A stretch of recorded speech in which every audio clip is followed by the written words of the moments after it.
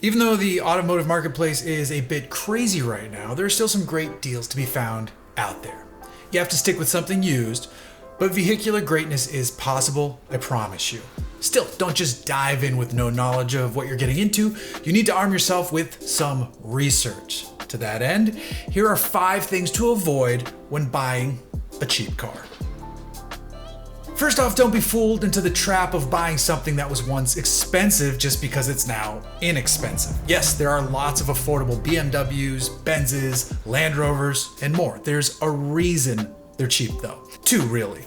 It's about reliability and maintenance costs. When something breaks on a car that was once expensive, the parts to fix it are still expensive, and so is the labor.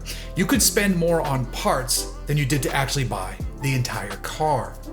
Second, be sure you properly test drive the vehicle. If the seller won't let you do that, walk away, because that's a massive red flag. But if they do let you take it out for a spin, make sure it comes up to temperature, listen for any noises, so keep the radio off, and test out the air conditioning system.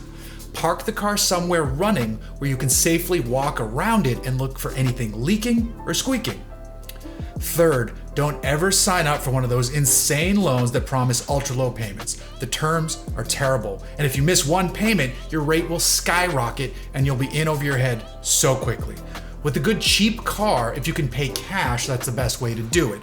Otherwise, a loan from your own bank is better than anything you'll find on a sketchy car lot somewhere. Number 4, ask the seller not to warm up the car before you get there. You want to be the one to cold start the car if you can. This shows you just how easily the car comes to life. And it might not be so easy, which means the seller could have started the car to get it running well before you arrive.